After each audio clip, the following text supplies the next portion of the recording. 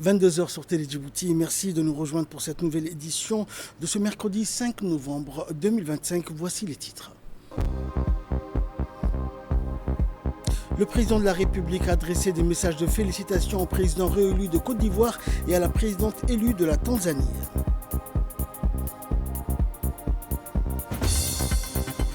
Cérémonie de signature du contrat des travaux du projet de la deuxième interconnexion électrique.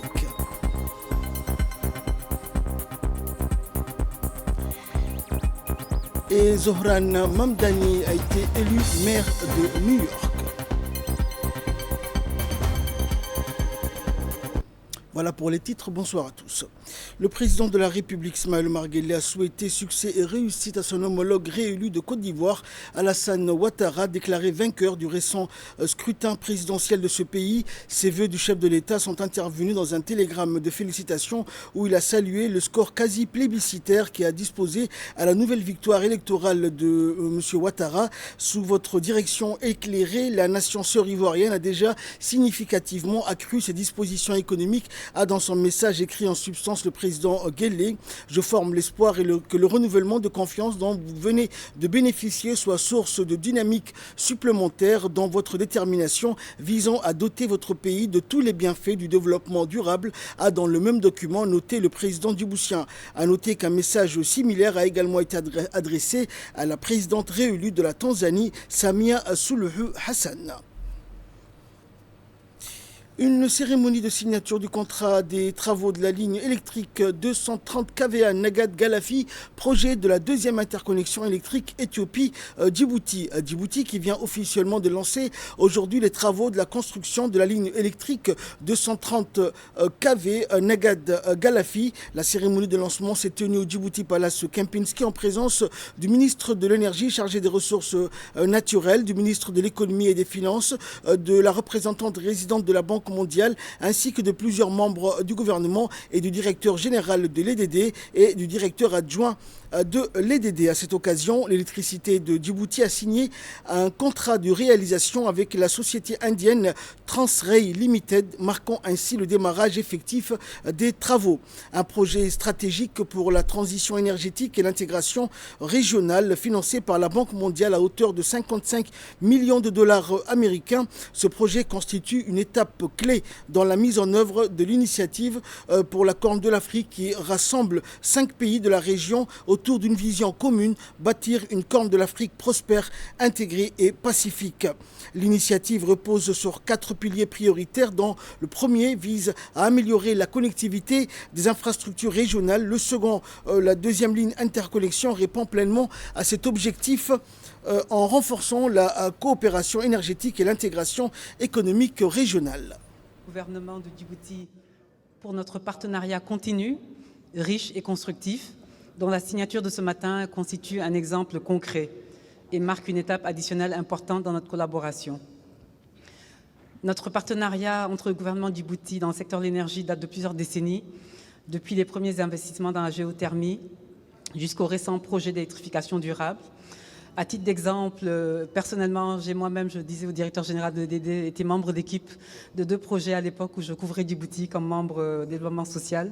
Donc, ravi d'être là en tant que représentante résidente pour faire cette signature. C'est à double titre. Donc, la signature de ce jour entre EDD et Transrail pour la construction de cette seconde ligne représente bien plus qu'un simple projet d'infrastructure. Elle matérialise l'engagement collectif de la Banque mondiale avec le gouvernement de Djibouti pour soutenir la transformation énergétique du pays vers une énergie plus verte et plus résiliente. Et suivant également l'intervention du ministre de l'énergie chargé des ressources naturelles. Vous le savez, après la première mise en service de la première ligne d'interconnexion en 2011, et ce qui nous a permis d'importer de l'électricité verte, hydroélectrique de l'Éthiopie et assurer la mise en œuvre des conditions plus favorables dans notre pays à la réduction de la pauvreté par la fourniture des services d'énergie modernes et l'amélioration de l'accès à l'électricité de notre population. Nous voici réunis aujourd'hui encore pour le lancement officiel de la construction de la seconde ligne d'interconnexion électrique entre Djibouti et l'Éthiopie. En effet, guidé par la vision et le leadership du président de la République, son Excellence Al-Hajj Ismaël Omar Guelleh, nous avons impulsé une politique énergétique nationale basée sur le développement et l'exploitation de notre fort potentiel en énergie renouvelable, qu'il soit solaire, éolien, géothermique, mais aussi avec l'Éthiopie hydroélectrique, afin de parvenir à une production électrique 100% propre à l'horizon 2035. Depuis la signature du protocole d'accord pour l'établissement de cette seconde ligne d'interconnexion, Nagad-Galafi en 2013, jusqu'à l'attribution en ce jour du contrat de construction, des étapes cruciales ont été franchies, notamment la réalisation des études préliminaires, la mobilisation des financements nécessaires et la mise en œuvre avec la passation des marchés. Cette initiative poursuit donc plusieurs objectifs. Il s'agit donc de favoriser, de développer et d'intensifier davantage le commerce d'une électricité fiable, propre et d'un coût abordable entre nos deux pays, de répondre à la demande électrique sans cesse croissante de notre pays et d'accroître l'accès à l'énergie, crucial pour le développement économique, la réduction de la pauvreté et l'amélioration de la qualité de vie de nos populations. Et de son côté, le ministre de l'économie et des finances, Ilyas Moussa, a indiqué que ce corridor énergétique stratégique jouera un rôle essentiel dans le développement des échanges commerciaux entre les deux pays. On l'écoute. L'énergie abordable et stable, c'est également synonyme de développement.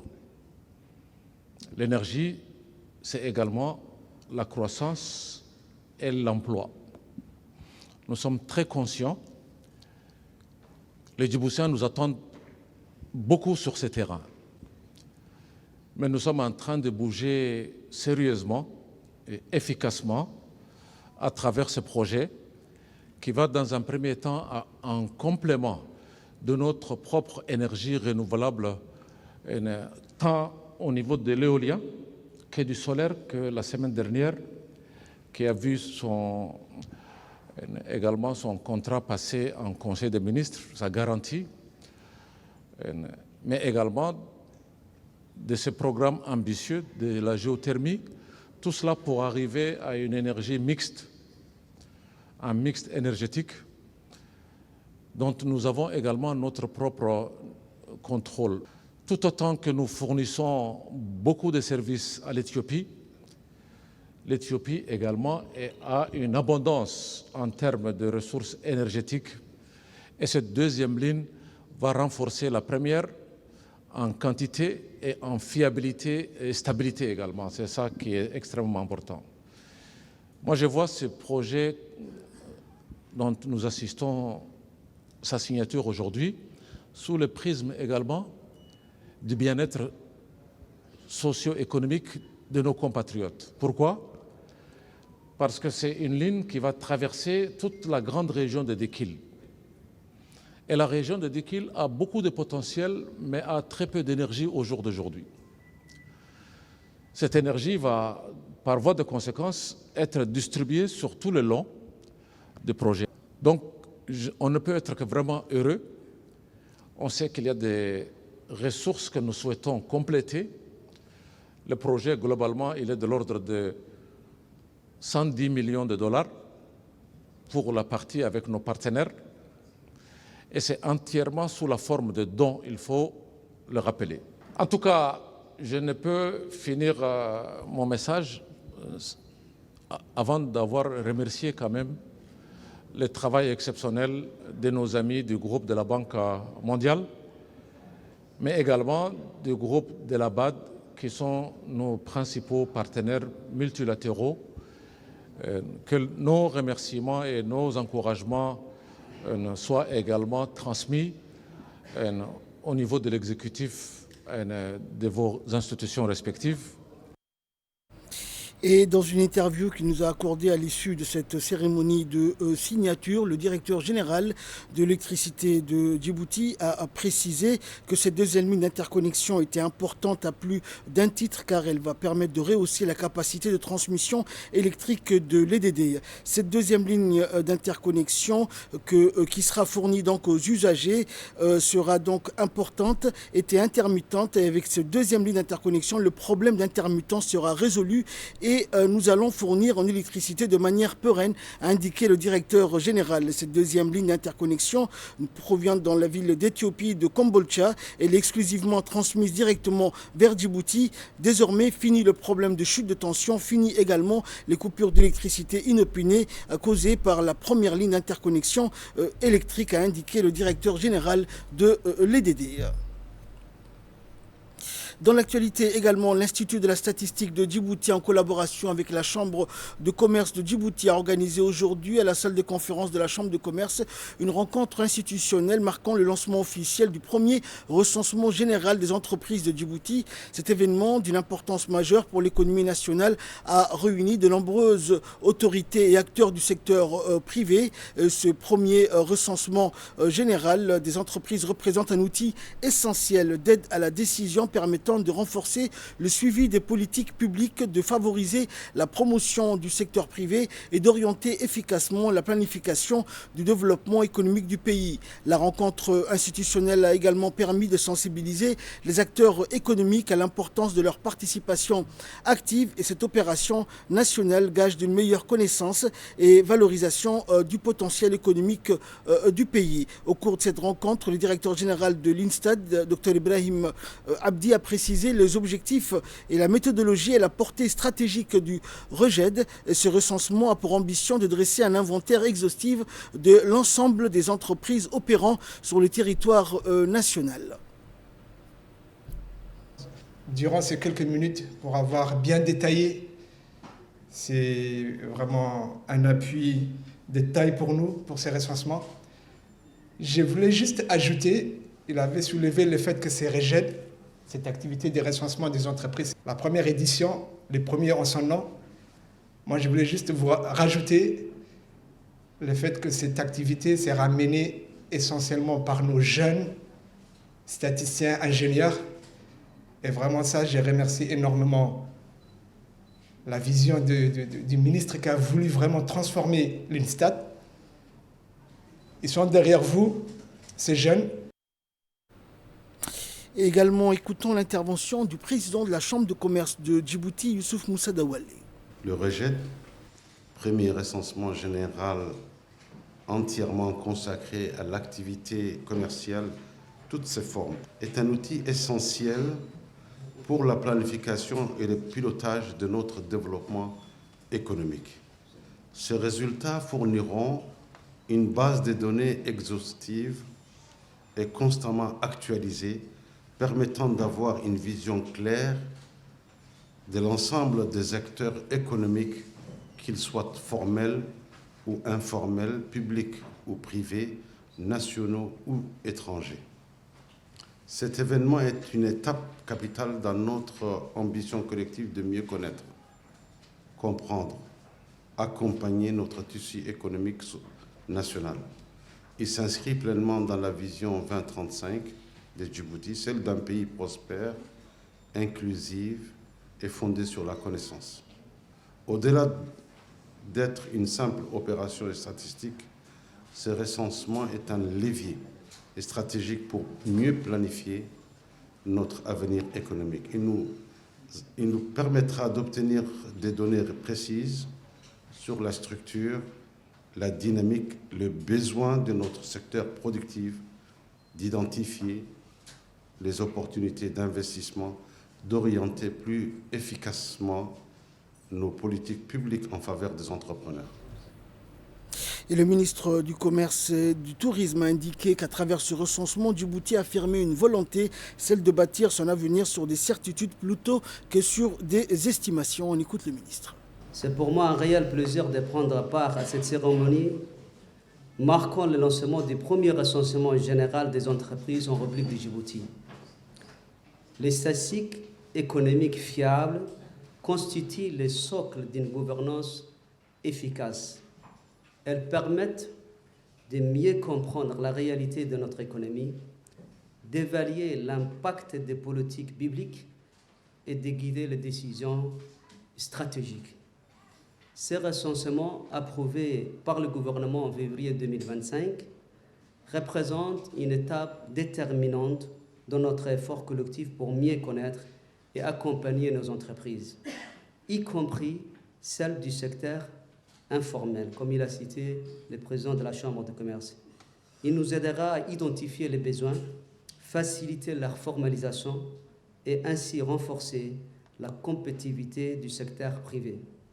Le commerce, fer de lance de notre développement, a connu une croissance remarquable avec plus de 20% d'augmentation de l'activité en 2024. Ce dynamisme justifie pleinement l'importance de disposer de données économiques précises pour soutenir et orienter cette progression. Mon département accorde une attention particulière à cette opération.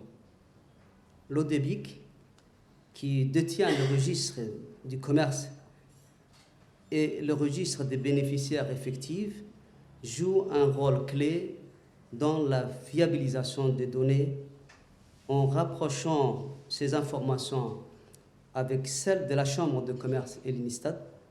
Nous poserons les bases d'une meilleure coordination institutionnelle et d'une plus grande transparence économique. Et c'est le ministre de l'économie et des finances, Ilyas Moussa Dawalé, qui a clos les interventions lors de cette importante cérémonie.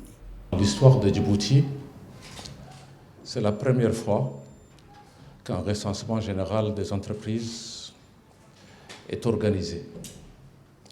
On a tous entendu le recensement général de la population et de l'habitat. Donc, bientôt 50 ans, c'est la première fois que nous organisons ce recensement général. Pourquoi ce recensement général? Tout simplement parce que le moment est venu pour Djibouti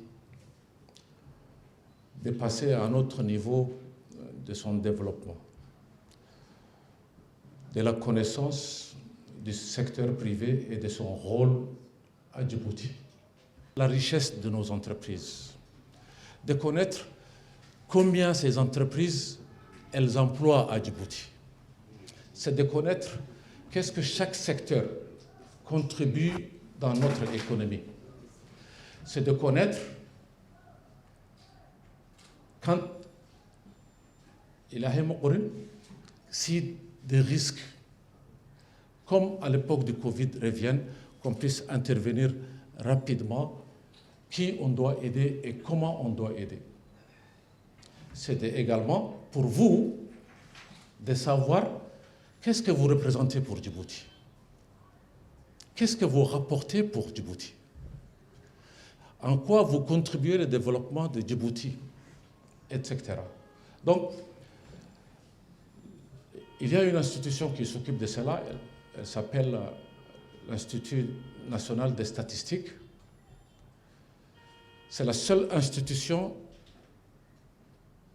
qui a l'exclusivité de produire les données au niveau national. Seulement les chiffres publiés par l'Institut national des statistiques sont valables pour Djibouti. Et donc, c'est l'institution de référence en termes de statistiques. Et cette institution, par la loi qu'il a créée, elle a l'absolue obligation de garder les informations et de nos concitoyens et de nos entreprises dans le secret le plus total. Ils ne peuvent pas et ils ne doivent pas publier une seule information personnelle, sensible de l'individu comme des entreprises. Dans l'actualité également, la commission des finances, de l'économie générale et du plan de l'Assemblée nationale s'est réunie aujourd'hui dans le cadre de la poursuite de l'examen de projet de loi de finances rectificative pour l'exercice 2025. Les travaux présidés par l'honorable Chalmaké Moussa, président de la commission, se sont déroulés en présence du ministre du Budget, accompagné de ses principaux collaborateurs. Les échanges ont porté sur plusieurs thématiques essentielles, notamment la gestion de la dépense publique, la réaffectation des crédits sectoriels, la trajectoire budgétaire nationale et la soutenabilité des finances de l'État. À l'issue des discussions, la commission des finances a émis un avis favorable sur le projet de loi de finances rectificative et transmis pour vote adoption à la prochaine séance plénière de l'Assemblée nationale.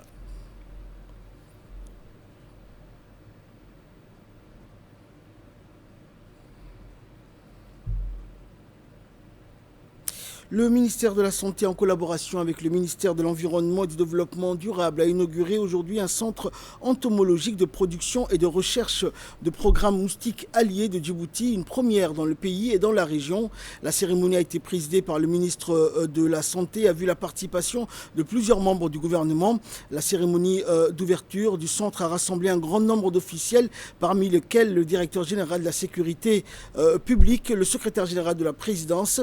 Et ce centre entomologie constitue une infrastructure scientifique de pointe dédiée à la production, à la recherche et au suivi du programme moustique allié, une technologie permettant de réduire la prolifération des moustiques responsables de maladies telles que le paludisme ou la fièvre dingue. Il s'agit d'une première du genre à Djibouti, répondant à la volonté des autorités de moderniser les outils de prévention et d'adopter des approches innovantes de santé publique.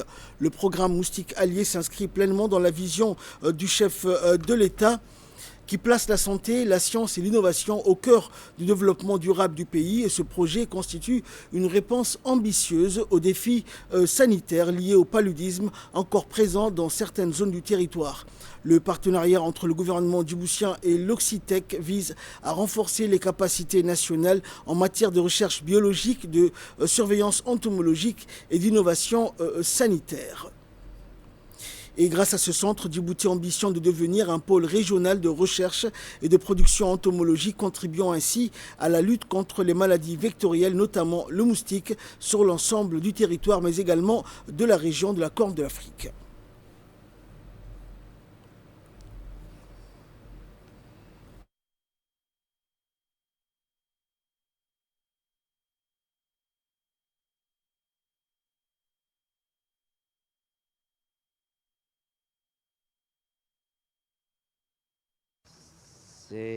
Permettez-moi tout d'abord de vous souhaiter la bienvenue tous ici à Damerjog.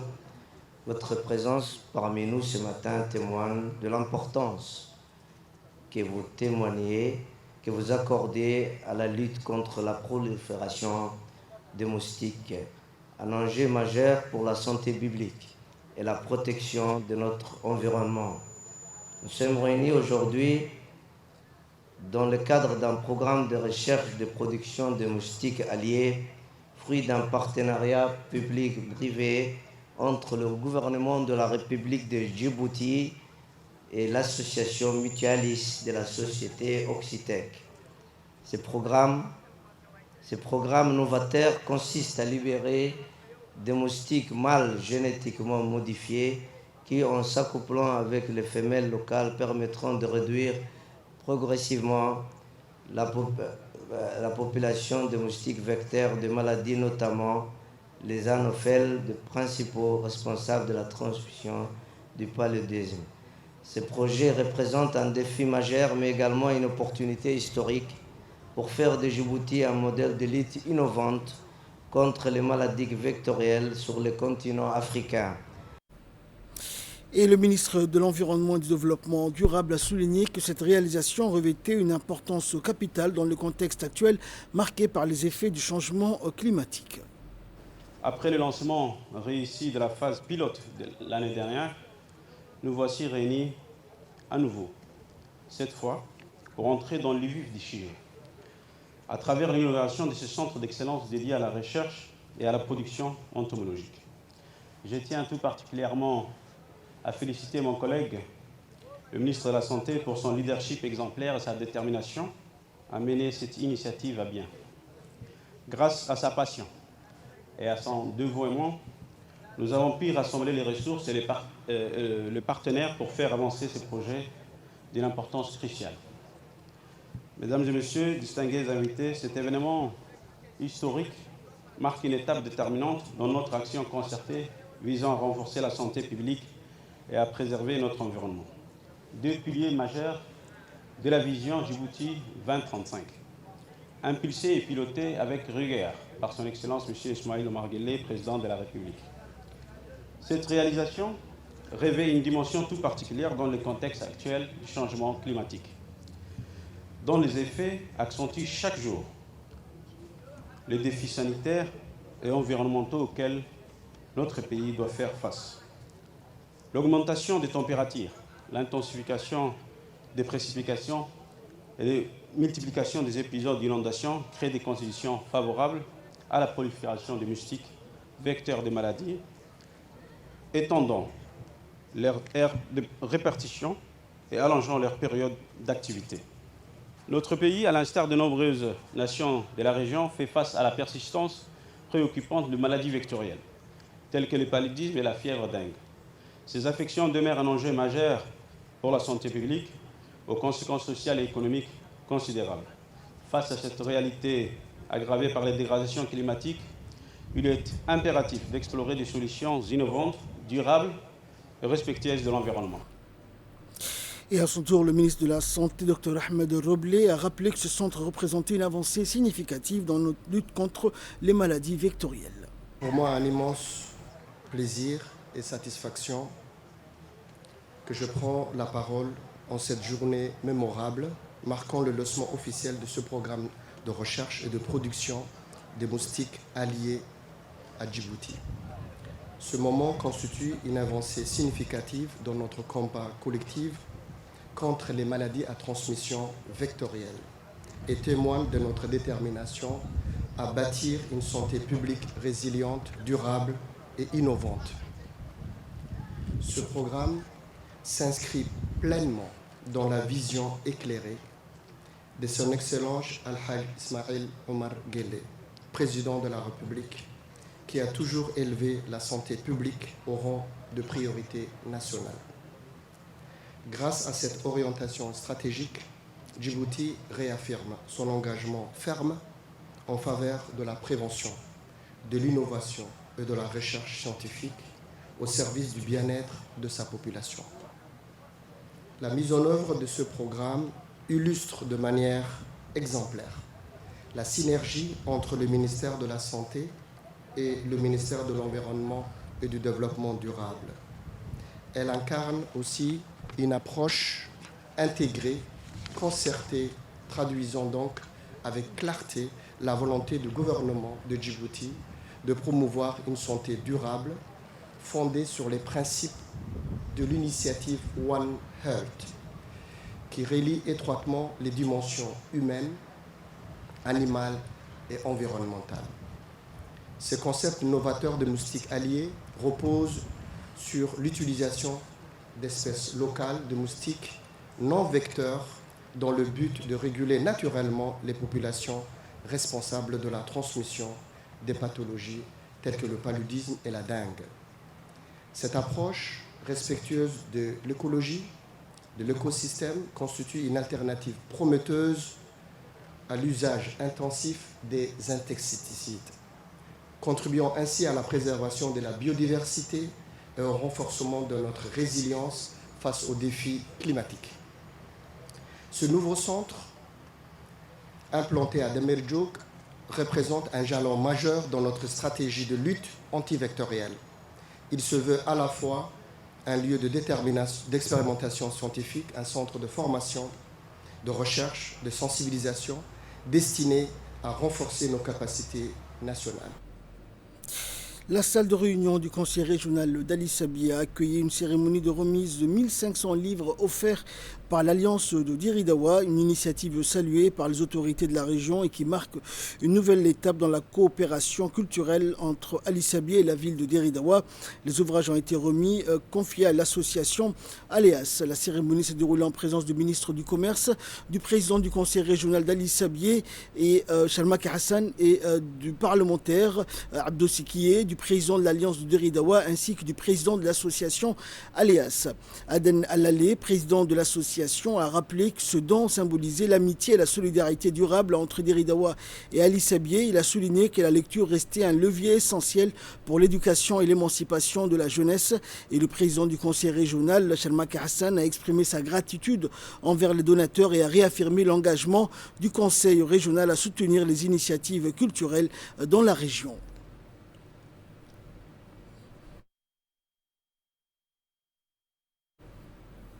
Suivant l'intervention du ministre du Commerce et du Tourisme. Je souhaite d'abord la bienvenue à la délégation qui est venue de Diridawa, à sa tête Aden Alalé. C'est pour moi un grand honneur de participer à la réception de ce don des livres, effectivement à côté du président du conseil régional d'Ali-Sabié, M. Chermarke, qui a œuvré pour que ces livres arrivent à Ali-Sabié. Je tiens à exprimer mes sincères remerciements à l'Alliance française de Diridawa, qui a bien voulu nous donner ou nous offrir ces ouvrages qui permettra à la population d'Ali-Sabié d'acquérir plus de savoir, plus de connaissances. Je voudrais également remercier tous ceux qui ont œuvré ou ceux qui ont rendu possible l'arrivée de ce lot de livres à Ali-Sabié. Dans le cadre du Forum panafricain de la jeunesse et de la Journée nationale et africaine de la jeunesse, le Haïla Grand Hôtel a accueilli des discussions du panel de haut niveau réunissant des décideurs, des experts, des représentants d'organisations internationales ainsi que de nombreux jeunes leaders venus de divers horizons du continent africain. Ce panel de haut niveau a mis en lumière le rôle crucial des États africains dans la mise en œuvre de politiques publiques efficaces en faveur de la jeunesse.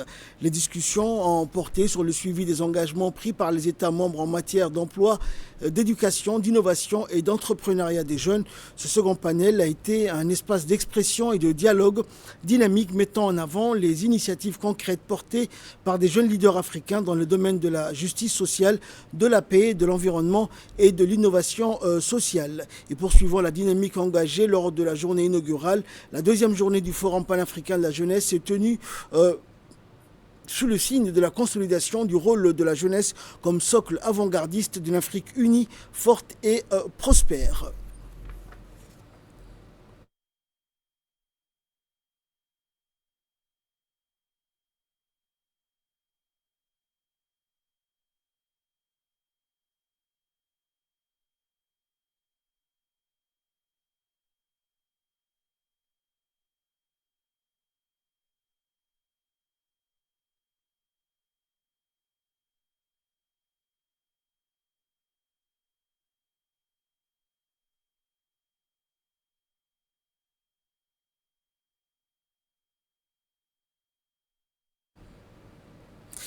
Les travaux du deuxième sommet mondial pour le développement social ont débuté hier à Doha, capitale de l'État du Qatar, et son Altesse Cheikh Tamim Ben Hamad Al Thani, émir de l'État du Qatar, a inauguré la séance d'ouverture de ce sommet onusien, considéré comme une étape clé pour renouveler l'engagement international en faveur du développement social inclusif et du renforcement de la solidarité mondiale.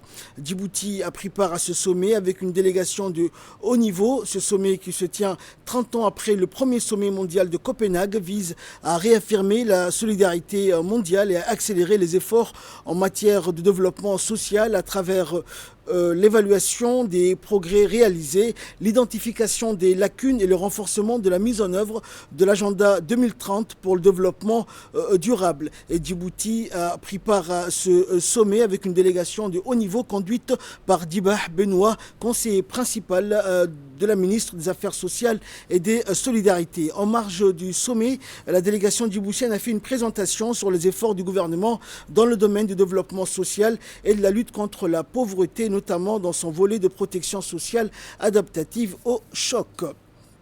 Après la cérémonie d'ouverture présidée hier par le secrétaire d'État au sport, la conférence débat sur le cadre politique de l'Union africaine pour le développement durable du sport en Afrique s'est poursuivie à l'hôtel Sheraton avec une deuxième journée d'atelier particulièrement riche en échanges et travaux en réunis des représentants de la zone 4 de l'Union africaine et plusieurs figures majeures du sport continental et des délégations venues de plusieurs pays africains et des responsables sportifs nationaux ont également pris part à ces discussions de haut niveau. Les experts et décideurs ont débattu des moyens concrets de promouvoir un sport durable, véritable levier d'unité, de transformation sociale et de développement économique pour le continent. Et nous sommes ici pour un thème en préparation et en atelier et en conférence de politique sportive et stratégie du meilleur développement pour le région 4.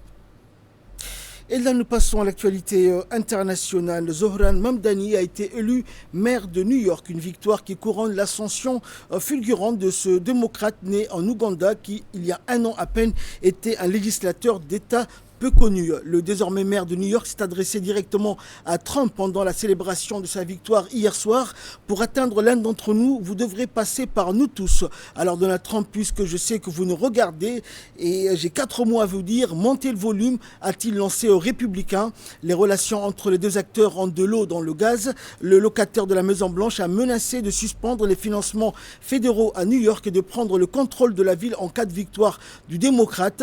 Zohran Mamdani, 34 ans, a battu l'ancien gouverneur Andrew Cuomo et le républicain Curtis Sliwa lors de l'élection de la journée d'hier. C'est ainsi que prend fin cette édition. Merci à vous de nous avoir suivis.